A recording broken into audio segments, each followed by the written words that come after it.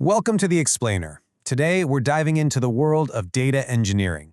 You know, it's that invisible, powerful force that turns a simple click on a website into a huge billion-dollar business decision. So let's start with a really simple question. You're browsing online, you click on something, so what? Well, that one little click, it just created a piece of data. Now imagine that, but multiplied by millions of users, every single second of every day. The incredible journey from that one raw click all the way to a major business insight, well, that is the work of data engineering. And this, right here, is the core problem that every modern company is facing. They're just flooded with this ocean of raw data from websites, from apps, from all sorts of sensors. And yeah, it's full of potential, but in its raw state, it's just noise. It's a total mess. Trying to find a useful insight in there is like trying to find one specific grain of sand on a very, very big beach.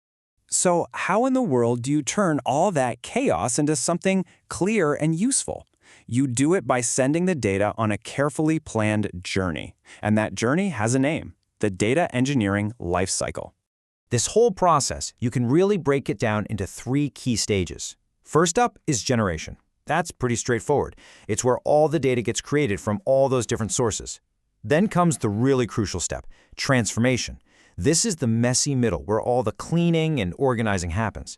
And finally, you have serving, which is all about getting that valuable, polished data to the people and the systems that actually need it.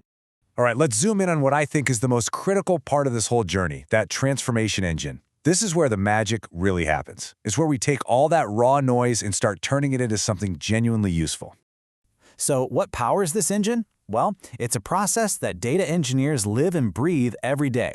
It's called ETL. That stands for extract, transform, and load. First, you extract the raw data from wherever it lives.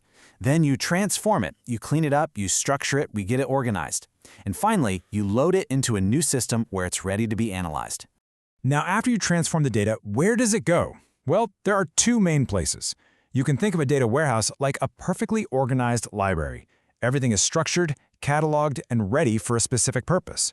A data lake, on the other hand, is more like a giant reservoir. You just pour in every single drop of raw data, structured, unstructured, you name it, because you might need it for something down the road. And it's not just about where you store the data, it's also about the systems that handle it.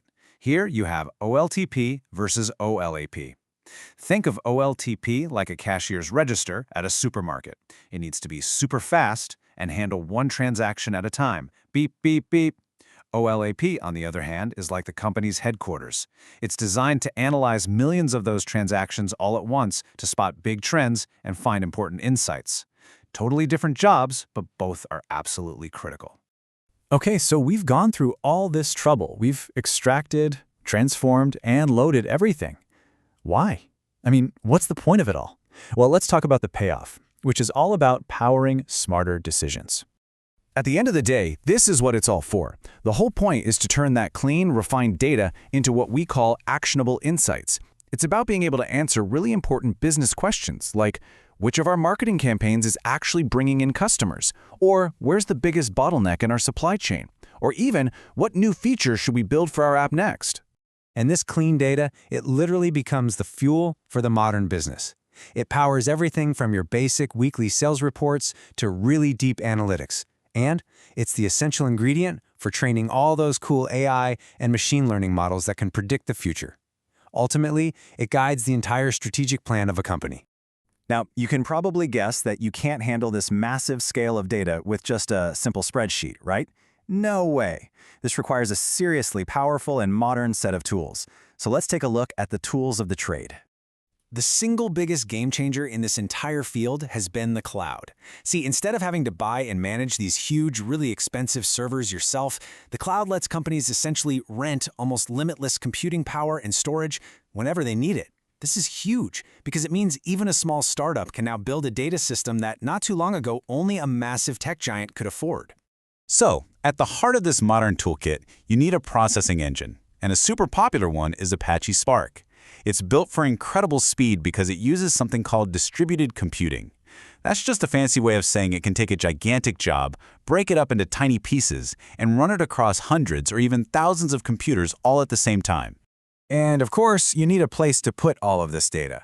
That's where cloud storage platforms come into play. A service like Azure Data Lake is specifically designed to be a super scalable and affordable place to store petabytes of data. And a petabyte, by the way, is 1,000,000 gigabytes. We're talking about an almost unimaginable amount of information. And finally, you need a platform to bring all of these different tools together into one cohesive spot. A platform like Databricks basically acts as a central workbench or a command center. It lets data engineers and data scientists manage the entire workflow, from processing the data all the way to building AI models, all in one shared collaborative space. You know, there's this famous quote by a guy named Clive Humby that just nails the whole concept. He said, "Data is the new oil." It's incredibly valuable for sure, but if it's unrefined, if it's still that messy, raw, crude stuff, you can't really use it for anything. Data engineers are the ones who build the refineries. So here's the key takeaway. We live in an age where we're creating more data than at any other point in human history. And because of that, the people who know how to build the systems to refine all that data, to turn it into clarity, into insight, and into real value, those people, the data engineers, are becoming the most essential architects of our future.